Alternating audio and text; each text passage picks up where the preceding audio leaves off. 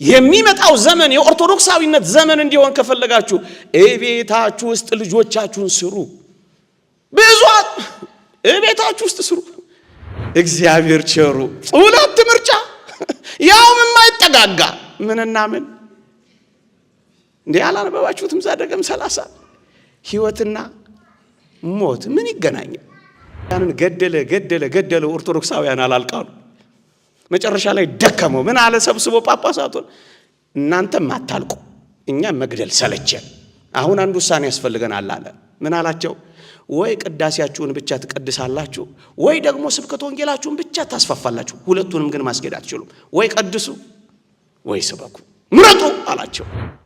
ዘፈን ብቻ ነው እኛ የሚመስል እንቅስቃሴዎቹ ፊልሞቹን አይታችኋቸዋል፣ ዘፈኖቻቸውን አይታችኋቸዋል። እርቃን ይወጡ መረን ይወጡ እርቃን ምንም ነገር ሳይቀር ብጣሽ ጨርቅ ሳይጥሉባቸው እንደ ቱሪስት የሚጎበኙባቸው ቦታዎች እንኳን ሳይቀር የፈጠሩት ለምን ይመስላችኋል? መንፈሳዊነትን በስጋዊነት የመሸርሸር ሳያውቀው ሰው ትራንስፎርም እንዲያደርግ። አንተ ወጣት ትተህላት ሂድ።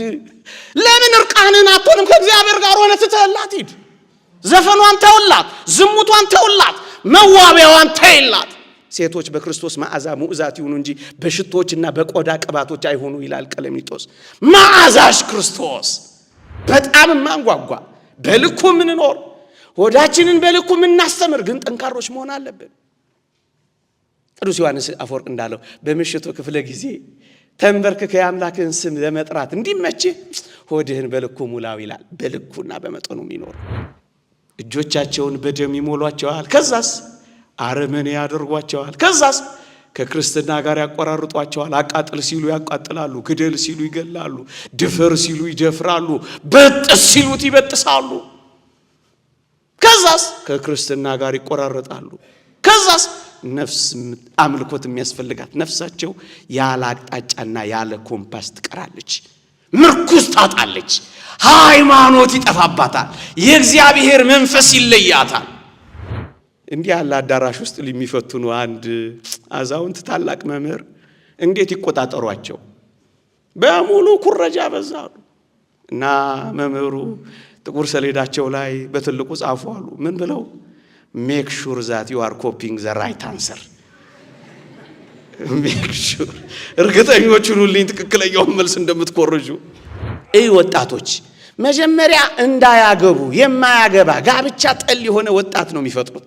ጋብቻን የሚጠላ የሚጸየፍ የማይፈልግ ካገባ እንኳን ሰው ሳይሰበስብ ካህን ሳይጠራ አዳራሽ ሳይደግስ ፌስታሏን ይዛ ጥልቅ ትላለች። 3 ቀን አይታው ባሏ ካልተስማማት ፌስታሏን ይዛ ውልቅ ትላለች። ሽማግሌ ያላየ ካህን አላየ ቁርባን የለ ምን የለ ቢኮሰኩሳት እንኳን ለምን ትሸከሟለች? ምን በወጣት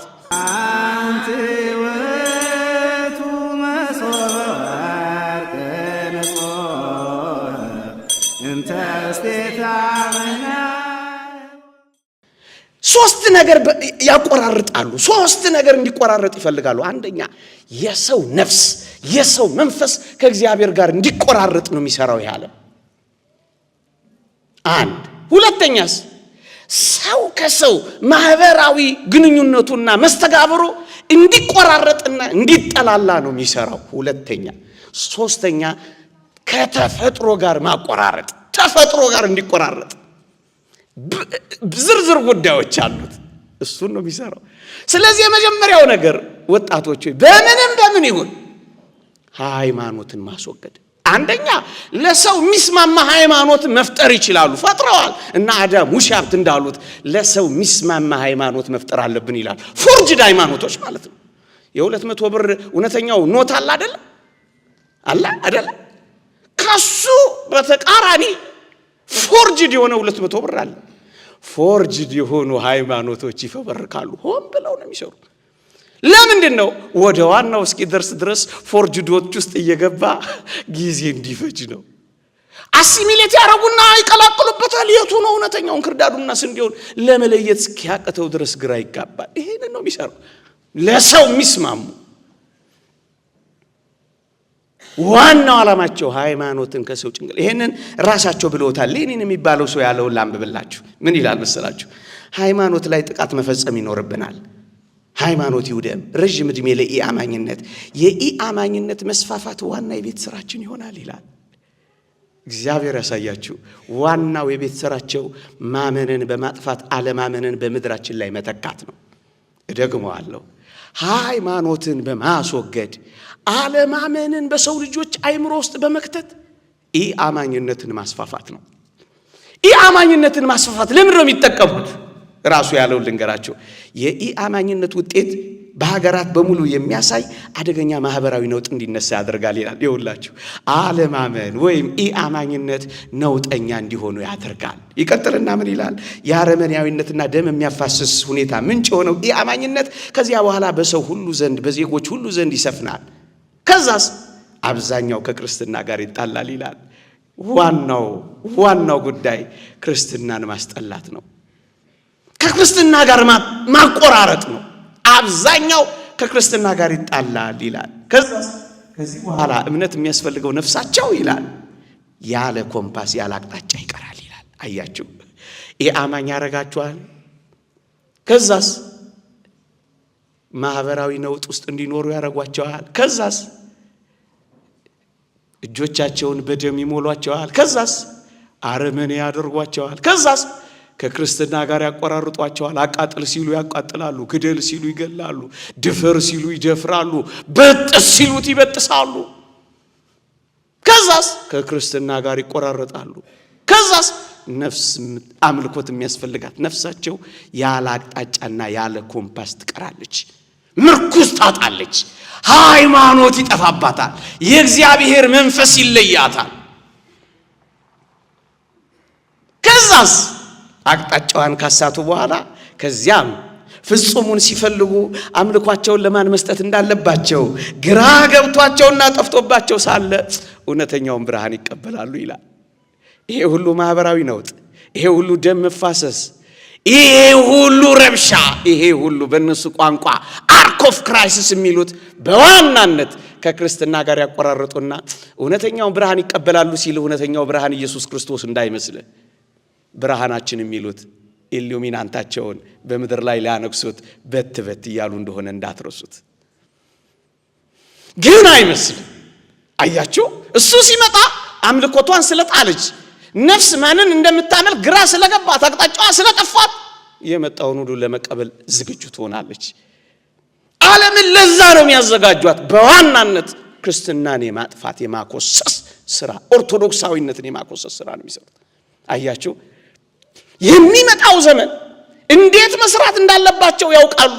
እነዚህን ስራዎች ይሰራሉ። አንድ ሁለት ማስረጃዎች ልስጣችሁና ነገሬን ወደ መጠቅለል ልሂድ። ኒው ሪሊጅን ፎር ኒው ኤጅ ሙቭመንት የሚባል እንቅስቃሴ አለ እና የዚህ እንቅስቃሴ አቀንቃኞች ይሄን ይላሉ። ምን ይላሉ? እንደማምነው የእነሱን ጽሑፍ ነው ማነበው። የተኙ ሰዎች ካሉ እንደተኙ ይቆዩችን ሰምተው እንደገና ከተኙ ጉድ ሆናለሁ። እቺን ብቻ ሰምቶ ከወጡ ጉድ ነው። ምን ይላል? እንደማምነው ይላል የሰው ልጅ መጻኢ ለመቆጣጠር ውጊያው መሆን ያለበት ከህዝብ ትምህርት ቤቶች ነው ይላል። የውጊያውን አውድና ቦታ እንኳን ለይተውታል። የህዝብ ትምህርት ቤቶች ህፃናት ያሉበት ቦታ ነው ይላል። ከዛ ይቀጥልና የሥራ ድርሻቸውን ወደ አዲስ እምነት ቀያሪ መሆኑን በትክክል በሚገነዘቡ መምህራን መማሪያ ክፍል መሆን ያለበት እንደሚሆነው የድሮና የአዲሱ መጋጫ መድረክ እናደርገዋለን ይላሉ። የድሮና አዲሱ ምንድነው? የድሮ የሚለውን ሲገልጽ ምን ይላል? እየበሰበሰ ያለው የክርስትና ሬሳ ከክፋቶቹና ከመከራዎቹ እና የሰባዊነት አዲሱ እምነት መጋጫ እናደርገዋለን ይላል። ሴኩላር ሂዩማኒስት የሚሉት አዲስን ሃይማኖት እየበሰበሰ ካለው ከክርስትና ሬሳ ጋር በህፃናት አእምሮ ውስጥ እንዲጋጭ እናደርገዋለን ይላል። መጋጫ መድረክ ነው የምናደርገው ይላል። አያችሁ በስርዓተ ትምህርት አስደግፈው ነው የሚያቀርቡት። ለምንድን ነው በትምህርት የሚያቀርቡት?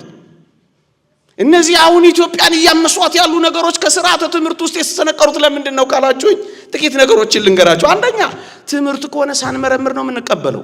ትሽከረከራለች ካለም ትሽከረከራለች ነው መቼም አይደል? እስካሁን ኤ ትሽከረከራለች ቢ አትሽከረከርም ካለ እሱ የነገረኝ ነው ማጠቁሮ ኤክስ ነው አሞ ነው ይሳቅብኛላ። ለመመርመር እድል የለኝማ።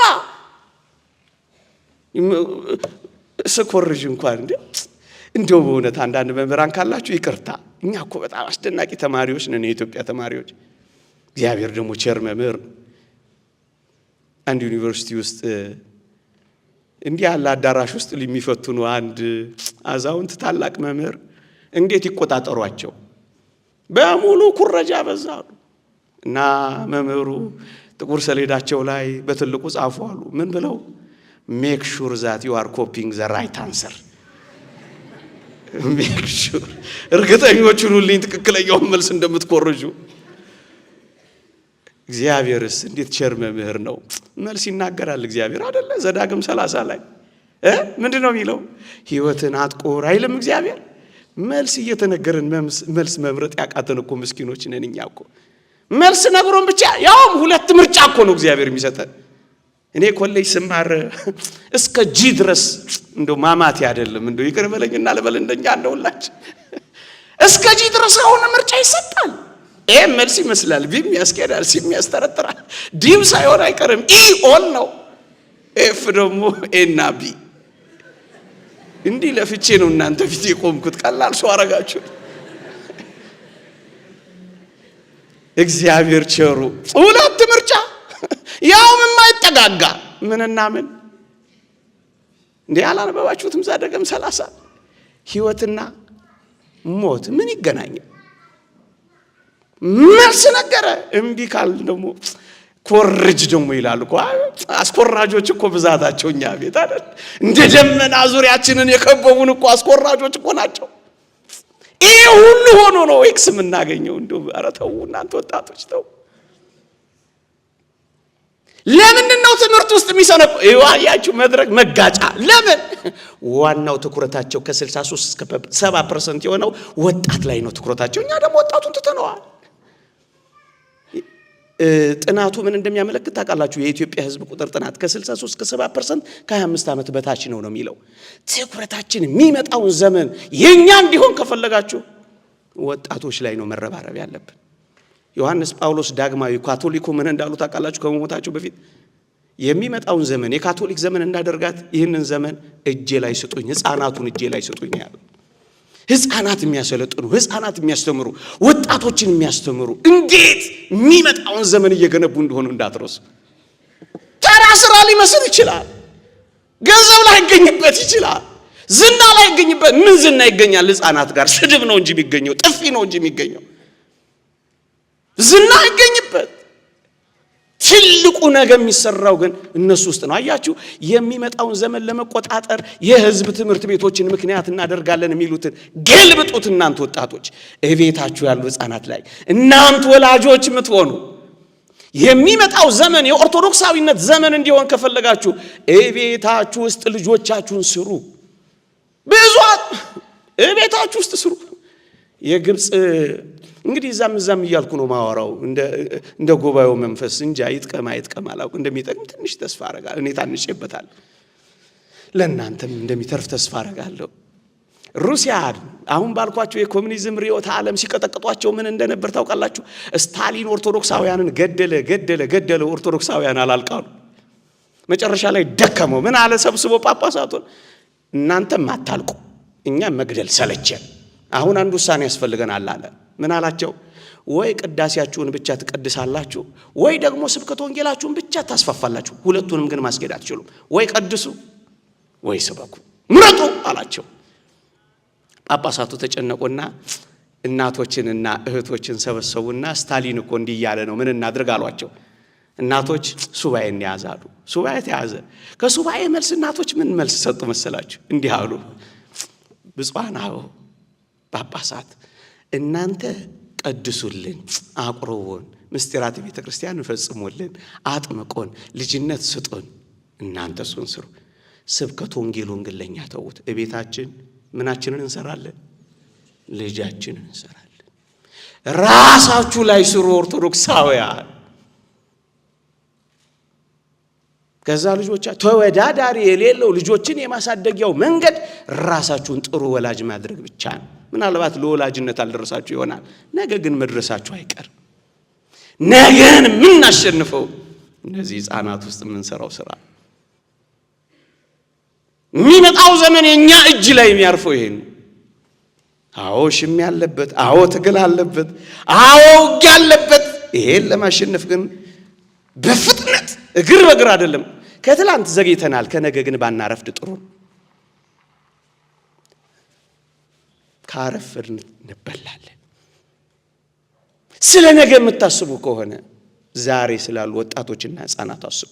የምታስተባብሩ የሀገረ ስብከት ስራ አስኪያጆች፣ ሰባኪያን፣ መምህራን ነገን እያሰብን ካልሰራን እንበላለን።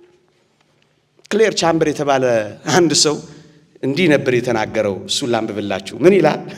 የሰው ልጅ በባርነት ከመገዛቱ በፊት አስተሳሰቡ ከመንፈሳዊ ወደ ስጋዊ መሸጋገር አለበት። ራሱን ምንም አይነት መንፈሳዊ ግዴታ የሌለው እንስሳ እንዲሆን አድርጎ የግድ መማር አለበት ይላል። እየሰማችሁት ነው?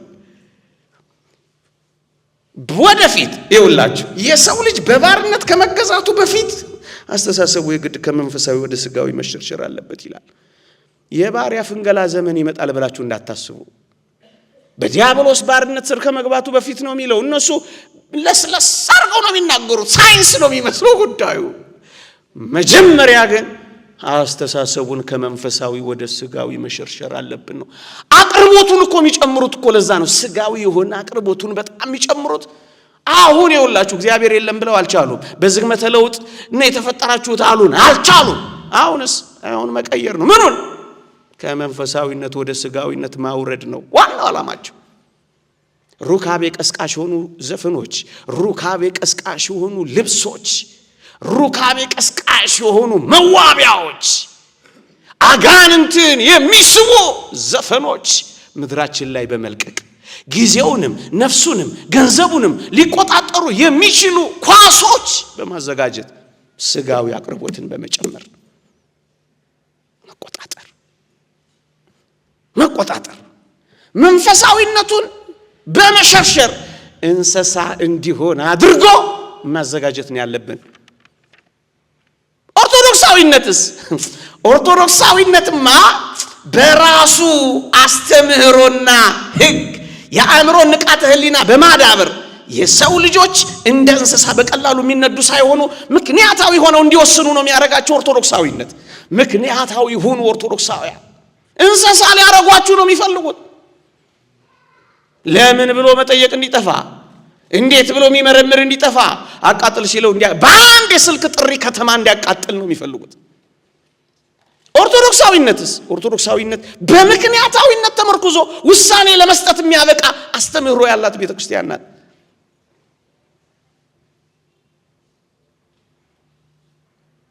ወጣቶች ለዚህ ጉዳይ የተመለከትኳቸው አንዳንድ ነገሮች ነበሩ። ብታዩዋቸው ልል ነበር። እኔ ካየው ታምኑኛላችሁ ብዬ አስባለሁ። ከነገርኳቸው ታምኑኝ። ስመረ የታመጽ ያሚነ አይደል የሚለው መጽሐፋችን። እኔ ከነገር ደግሞ አታዩትም። እኔ ካየው እና አንድ ዘፋኝ ያው ምናልባት ተመልሶ ሊሆን ስለሚችል ነው። ልክ እንደዚህ አይነት ትልቅ አዳራሽ ውስጥ ይሄ ኮንሰርት ተዘጋጅቶ ልክ ዘፈኑን ከመጀመሩ በፊት እንደ ፕሮቴስታንት አዳራሽ ነው የሚያስመልካቸው። ምን ይላቸዋል? I sold my soul to the devil፣ ነፍሴን ለሰይጣን ሸጫለሁ ይላቸዋል። አሜን ይላሉ። ከዛ በኋላ ነው ዘፈኑን የሚጀምሩት የሚያብዱት። ዘፈን ብቻ ነው እኛ የሚመስል። እንቅስቃሴዎቹ ፊልሞቹን አይታችኋቸዋል፣ ዘፈኖቻቸውን አይታችኋቸዋል። እርቃን የወጡ መረን የወጡ እርቃን ምንም ነገር ሳይቀር ብጣሽ ጨርቅ ሳይጥሉባቸው እንደ ቱሪስት የሚጎበኙባቸው ቦታዎች እንኳን ሳይቀር የፈጠሩት ለምን ይመስላችኋል? መንፈሳዊነትን በስጋዊነት የመሸርሸር ሳያውቀው ሰው ትራንስፎርም እንዲያደርግ እግዚአብሔር ቤት እያለ ግን የሌለ ኖርኩ ይላል ግን የለም። እንደነዛ ወጣቶች ቅድም ከነ ዲያቆን አንተነጋ ስንነጋገር ትዝ ብሎኝ ነበር። የገና ጾም ሰሞን ኦርቶዶክስ ቤተክርስቲያን እየተጾመ የድሮ ታሪክ ነው መነግራችሁ። ደግሞ ያሁን መስሏችሁ አንዳንዶቻችሁ ጃኬታችሁን እንዳታውለበልቡ የርግባ ሞራ ያላችሁ የገና ጾም ሊቀነስ ነው አሉ ሚሎሌው ተወራሉ። እና አንደኛው ከላይ ከሽሮ ሜዳ በቤተ ክህነት አቋርጦ 4 ኪሎ ስጋ ቤት እያለ ነው የተቀጣጠሩት። እንዴ አለ ደነገጠ። የገና ጾም ሊቀነስ ነው እየተጾመ፣ እነሱ ግን ኦርቶዶክሳውያን ናቸው፣ አይጾሙላችሁም። ስጋ ቤት ተቀጣጥረዋል፣ ግንስ ኦርቶዶክሳውያን ናቸው። እየበረረ ጓደኛው ጋር ሲሄድ ያኔ ቻት የለ፣ ያኔ ዋትስአፕ የለ፣ ያኔ ሞባይል የለ። ስለ ራበው ያ እየቆረጠ ጠብቆታል። አንተ ይለዋል። አቤት! የገና ጾም እኮ የተጾመ ነው። ኦርቶዶክሳውያን ናቸው። አንተ አቤት! የሚበላውን ነው የሚለው። ይሄ መረጃ ይዞ መጣው። አረ የገና ጾም ሊቀነስ ነው አሉ ይለዋል። ያኛው እየቆረጠ ምን አለ? እንሞታታለን እንጂ አናስቀንስም። አይኖርላትም እኮ። እንዲህ አይነት ሰው ነው የሚፈልጉት። የማይኖር ግን እዛ ውስጥ ያለ አይመቸኝም የሚል የሚመርጥ ምን ይመስላችኋል? this is secular humanist። ምንድነው ሴኩላሪዝም? አንዳንዱ ዝም ብሎ ዝም እንደሚባሉት አይነት ነገር ይመስለው በጣም ረቂቅ ነው። ኦክስፎርድ ዲክሽነሪ እንዲህ ተረጉሟል ሴኩላሪዝም። የዚህ ዓለም ጉዳይ የሚያስጨንቀው። እየሰማችሁኝ ነው? ከኔ ጋር ናችሁ? ይሁላችሁ የሚቀይረው ሴኩላሪዝም ሲባል የዚህ ዓለም ጉዳይ የሚያስጨንቀው፣ ሶስቴ ስለ መብላቱ እንጂ ሶስቴ ስለ መጸለዩ ማያስጨንቀው። የዚህ ዓለም ጉዳይ ብቻ ይበላል፣ ይጠጣል፣ ይዝናናል። አንዳንድ ካፌዎቻችን ጀርባ ላይ እንደተጻፈው እንብላ፣ እንጠጣ፣ እንዝናና የሚሉ ቲሸርቶች አላያችሁ? እንደዚህ ነው። እንዲህ አይነት ሰው ማያስጨንቀው ሰው ነው መፍጠር የሚፈልጉት። ይቀጥልና ምን ይላል? መንፈሳዊ የሆነው ነገር የማይገደው፣ ተሰበከ አልተሰበከ፣ ሰው ቆረበ አልቆረበ፣ ሰው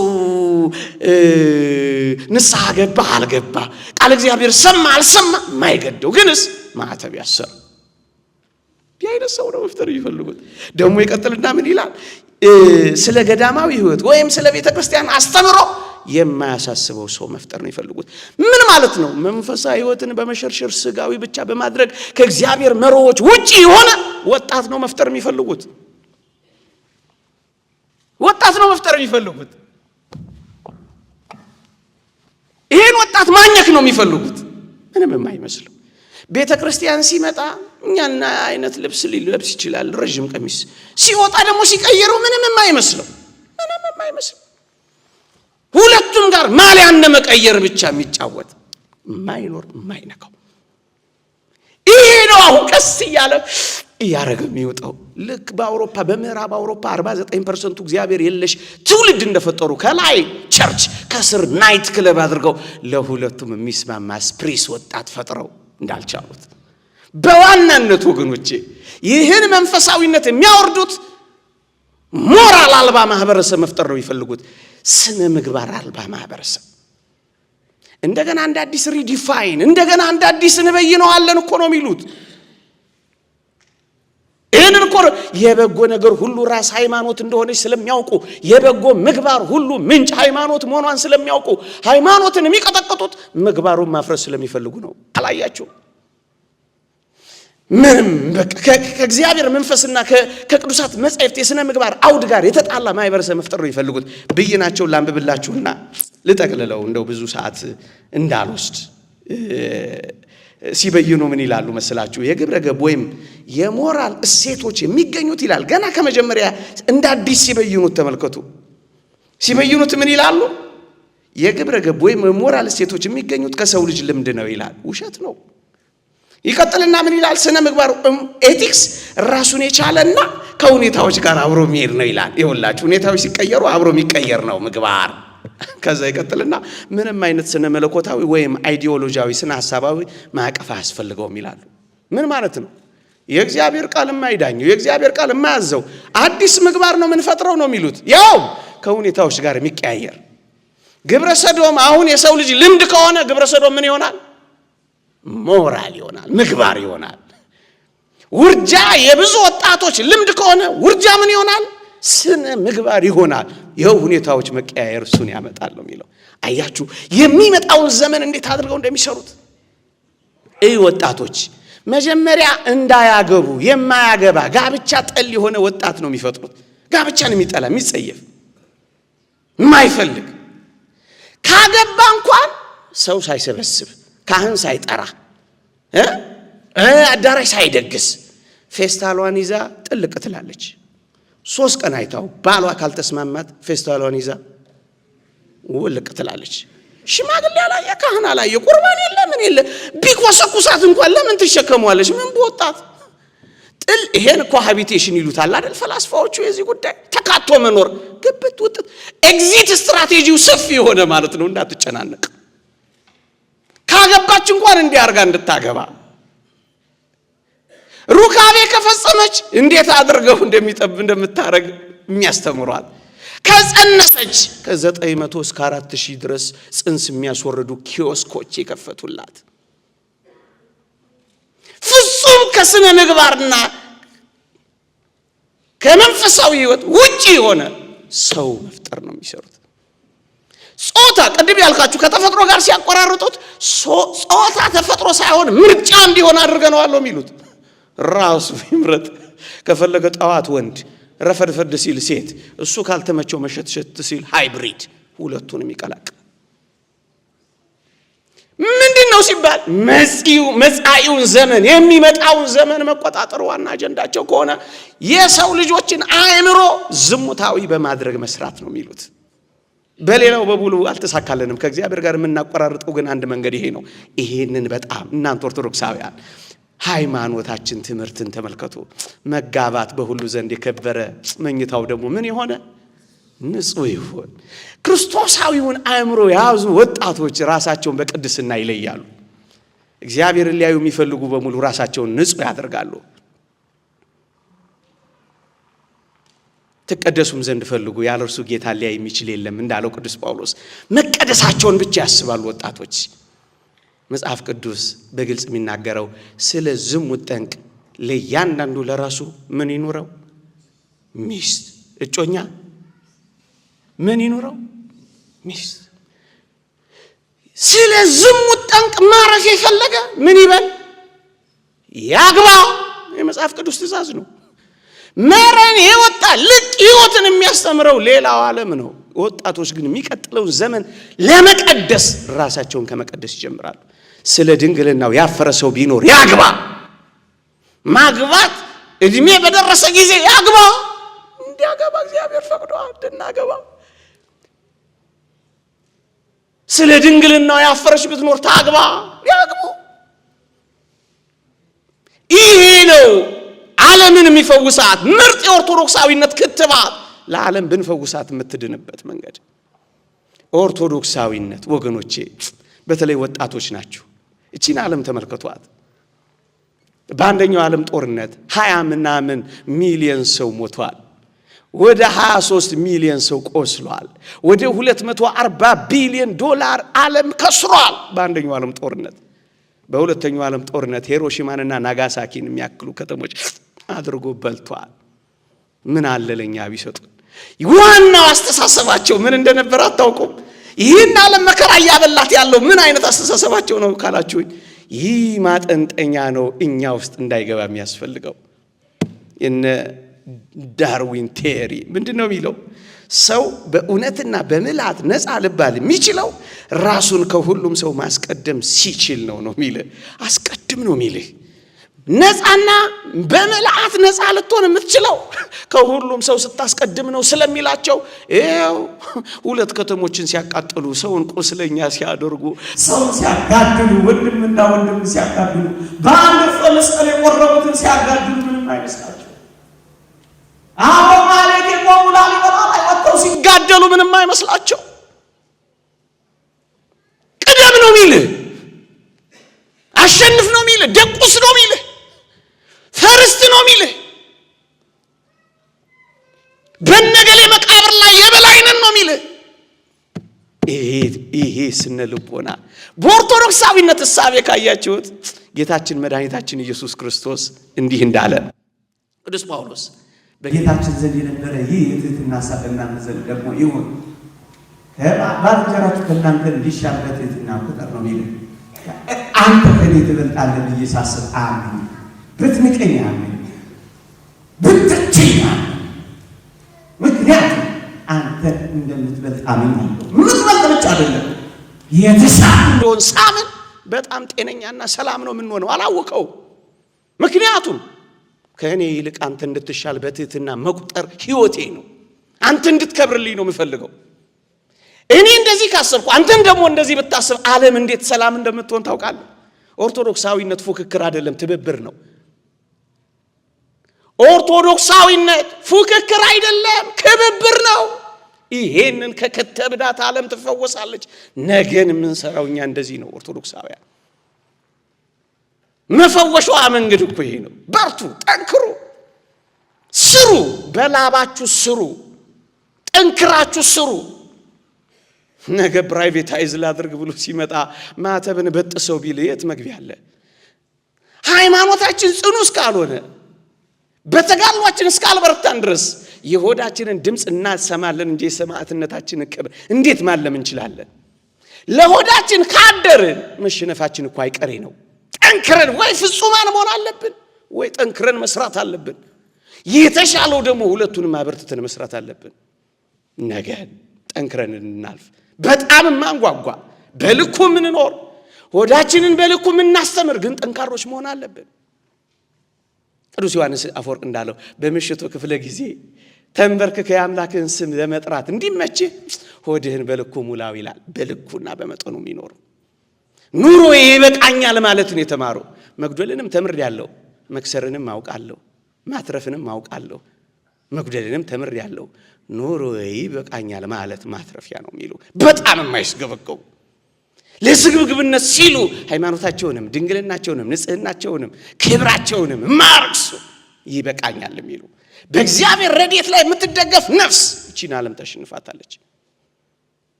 እንስጣቸውና ግብረ ሶዶማውያን ሁኑ ሲባሉ እምቢ የሚሉ የእግዚአብሔርን ጸጋ እንጂ ምናቸውንም የማይፈልጉ እነሱ አይሸነፉ፣ እየበረቱ ይሄዳሉ። ጥቂት ነገሮችን እንደ ማብቂያ ልናገርና ከጉባኤው መንፈስና ዓላማ አንጻር ጥቂት ነገሮችን ልናገር። ወጣቶች ሆይ የአባ እንጦንስ ምክር ጥሩ መጠቅለያ ይሁን። ምን ይላል? የምታደርጉትን ሁሉ በመጽሐፍ ቅዱስ ላይ እንዳለ ስሩት። የአባ እንጦንስ ምክር ነው። ሁለተኛው የኖራችሁበትን ቦታ በቀላሉ አትልቀቁ። ሶስተኛውና እጅግ የሚያስደንቀው ማንም ሁኑ ማን ዘውትር እግዚአብሔርን በፊታችሁ አድርጉት። ዘውትር እግዚአብሔርን በህሊናችሁ ትከሉት። ወጣቶች ይሄን ካደረጋችሁ ታሸንፋላችሁ። እነ ቅዱስ ዮሴፍ ያሸነፉት ይሄ ነው። በጣም ተሰንግላና ተውባ ፊት ብትመጣ የምትታየው ጲጢፋራ ሚስት ብትሆንም እሱ ግን አያት ተሰውሶ በጣም ተውባ ተሰንግላ ፊቱ ቆማ ትታየዋለች። እሱ ግን አያትም። የሚያየው ማንን ነበር? እንዴት በእግዚአብሔር ፊት ኃጢአት እሰራለሁ አለ። ፊቱ የቆመችው እሷ ናት። ግን እሱ እሷን አያየው። ፊቱ ላይ የተከለው እግዚአብሔርን፣ መስቀሎቹን፣ ችንካሮቹን፣ ቁስሎቹን የሚያስቡ ሰዎች ዓለምን መርገጥ መናቅ ይችላል። ዘውትር እግዚአብሔርን በፊታችሁ አድርጉት። ወጣቶች ፍጻሜያችሁና ከፍጻሜው ጀምራችሁ አስቡት። መንገዱ ምናልባት ደሳስ የሚያረጉ ነገሮች ታገኙ ትችላላችሁ። ፍጻሜው ግን እሱ አይደለም። ፍጻሜውን ጀምራችሁ አስቡት። ይሄ ልጅ እያለን የምንጫወትበት ነገር አለ። የብስኩት አደባባይ ሐዋሳ ይኖር ይሆን? አዲስ አበባ ሲስተር እናንተ ጋር ነበር። ብስኩት አደባባይ ሁለት ዛፎች አሉ። እነሱን የነካ ልብ ይሰውራሉ። ሰውረው ገደል ይከታሉ። ከገደል አንስተው ለጅብ ይሰጣሉ። ብስኩት አደባባይ ነው የሚጀምረው። የሚጨርሰው ግን የት ነው? ቅን የምትመስል መንገድ አለች። ፍጻሜዋ ግን የሞት መንገድ ነው። እህቶቼ ወንድሞቼ እንዳትታለሉ። አታላይ ናት እኮ ነው የሚለው አይደል? ማታለል ነው፣ ማስገደድ፣ እጅ መጠምዘዝ አይደለም። በጣም ትሪክ መስራት ነው የዓለም ስራ። አልተታለለም። ምክንያቱም እግዚአብሔርን በፊቷ ዘውትርም ይላል። እኔ በጣም ይደንቀኝ አይኑን በእግዚአብሔር ፍቅር መከለሉ ብቻ አይደለም እኮ ቅዱስ ዮሴፍ ድል አድርጎ እንዲወጣ ያደረገው ምንድን ነው ያደረገው? ዘውትርም እንተኛ ትለው ነበር ይላል። እግዚአብሔር አንድ ቀን ቢሆን ምንም አይደለም። ዘውትርም እሱ ምን ይላል? እሱ ግን አይሰማትም ነበር ይላል ኦሪት ዘፍጥረት። የዓለምን ውትወታ በመንፈግ በተመስጦ ጆሮአችሁን ለእግዚአብሔር ከሰጣችሁ ታሸንፉታላችሁ። ለውትወታ ጆሮዋን አትስጧት። ለመነኮሳት የሚጠቀሰው ልጥቀስ። የተስማ ድምፀ ወይትራይ ገጽ አይደል የሚለው? አትዋት፣ ምን ትታያለች? ሁለት ሶስተኛስ በጣም ይደንቅ ነው። አሳይተው እምቢ አለ፣ እግዚአብሔርን አየባት። አሰምተው የእግዚአብሔርን ጥዑም ቃላት አሰላሰለባት፣ ተናደደች። ሶስተኛስ ምን አረገች? ጎተተችው ሲባል ዝም ብሎ ጎተተችው እኮ አይደለም፣ ሌላም ነገር አለ። እሱስ ምን አረገ? እንግዲህ ምን ላርግ? አለቃዬ ናት። አየው እምቢ አለች፣ ተናገረች፣ አልሰማትም። አሁን ጎተተችኝ፣ እንግዲህ ምን ላርግ? ሀርድ ነው እንግዲህ በኋላ ሀርድ ነው የሚል ይመስላችኋል? የሚደንቅ ጭካኔ እኮ ነው። ተዋጋ ካልሆነስ ሽሽ። አንተ ምን እዛ ቆመህ አቅምን ታዳክማለህ? ከሶስተኛ ሲ ክፍል ጀምሮ ዩኒቨርሲቲ እስክትደርሱ ድረስ እጮኛ ሆናችሁ ምን አቅማችሁን ታዳክማላችሁ? አራተኛ ሲ አምስተኛ ሲ እንዴት ትችሉታላችሁ እናንተ ወጣቶች? ለዚህ እኮ ነው ማግባት በሚገባው ጊዜ ያለው እኮ መጽሐፍ ቅዱስ እኮ ለዚህ ነው። ኮካ እየተገባ እስከ ዩኒቨርሲቲ ድረስ እና ንጹህ ሆናችሁ ትጨርሳላችሁ። ሊቀጠበብ ታረጉ ይነን ሰንበት ትምህርት ቤት እያለ መቼ እጮኛ እንያዛላቸው? በዚህ ጊዜ ላገባ ይችላል ብለህ ስታስብ ያኔ እጫብ ገና ከሶስተኛ ሲ ክፍል ምን መከራ አስበላ። ጥላት ለመውጣት እኮ አቅም የምታገኘው እግዚአብሔርን ስታስብ ብቻ። ጥሏት ወጣ፣ ወርውሮላት ወጣ። እንደውም የብሉይ መተርጉማን እሷ ስትከሰው በጣም ያወቁት በልብሷ አቀዳደድ ነው ይላሉ። ስትጎትተው ከፊት ነው የተተረተረው። አንቺ ነሽ ብለው እኮ ነው የፈረዱት። ፍርድ ተጣሞ ነው ወይኔ ተወረወረው። አንተ ወጣት ትተህላት ሂድ። ለምን እርቃንን አትሆንም? ከእግዚአብሔር ጋር ሆነ ትተህላት ሂድ። ዘፈኗን ተውላት፣ ዝሙቷን ተውላት፣ መዋቢያዋን ተይላት። ሴቶች በክርስቶስ መዓዛ ሙዕዛት ይሁኑ እንጂ በሽቶችና በቆዳ ቅባቶች አይሆኑ ይላል ቀለሚጦስ። መዓዛሽ ክርስቶስ ሙዳይሽ እመቤታችን አለችልሽ። ተተሻቶጪ ከዚህ የበለጠ ውበት አለ? የነፍስ ውበት። ሶስተኛ ጥሏት አንተ ጎበዝ ሆይ ሽሽ እኮ ያለው ለከዝሙ ሽሽ። ለምን ጠባሳ ትሆናለህ? ለምን አይልን ታደክማለህ? አሸንፋት ብትወጣ እንኳን ጠባሳው የሚለቅ መሰለ፣ ትዝታው የሚለቅ መሰለ። ተጣጣ አትገኝ፣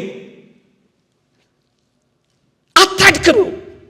ላንተ የማይመጥኑ ስፍራዎች በመገኘት ውጊያና ጦርነት በአንተ ላይ ለምን ትከፍታለህ? ወጣ፣ ሽሻት። ወህኒ ያስወረወረችው እኔ በጣም የሚደንቀኝ እዚህ ጋር ያለው ጽናቱ ነው። ፋዘር ታድሮስ ማላቲ እንደጻፉት ወህኒ ቤት ገብቶ ምን አርገን የታሰርከው አሉት ይላል። እንደኔ አይነት ጎረምሳ ቢሆን ኖሮ ምን አይነት መልስ ነበር የሚመልሰው? የጲጢፋራ ሚስት ናታ ስትጠይቀኝም ቢብያት እሱ ምን እንዳለ ታውቃላችሁ? ምንም አላደረኩም እኔ እርግጥ ግን ለማርነት የተመደበውን ስራ አልሰራም ብዬ። ትዝታዋን እንኳን አይፈልገውም። እየሰማችሁኝ ነው?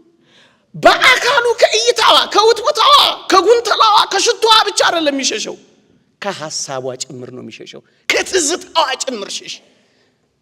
ዴሪ የጻፍክ ተያያዝን፣ ተገናኘን ምናምን እያልክ ዴሪን እንደ ውዳሴ ማርያም አታጥናው ነው። ሽሸው፣ እሱንም ጭምር ሐሳቡንም ጭምር ሽሸው። ከሐሳቡም ጭምር ውጣ። ያን ጊዜ ድል ነስተህ ትወጣለህ። ወህኒ ቤት ልትወረወር ትችላለህ፣ ግን አንድ ቀን እግዚአብሔር ይመጣል። እውነት አሰብ። እርቃኑን የተጣለው ዮሴፍ የሐር ልብስ ተገናጽፎ ወጣ።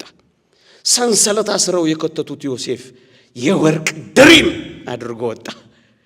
እግሮቹን ያሰሩት ዮሴፍ ያላንተ ፈቃድ በግብጽ ውስጥ ማንም እግሩን እንዳያነሳ ተባለለት። ዮሴፍ ለጊዜው ምስኪንና ተንከራታች ሊመስል ይችላል። ዮሴፍ ለጊዜው ተንከራታቶች ልትመስሉ ትችላላችሁ። ኦርቶዶክሳውያን ለጊዜው አቅመ ቢስ ልትመስሉ ትችላላችሁ። እመኑኝ፣ ሲያልቅ ግን ድል ነሺዎች እናንተ ናችሁ። ለተራቡት መጠጊያ የምትሆኑት እናንተ ናችሁ።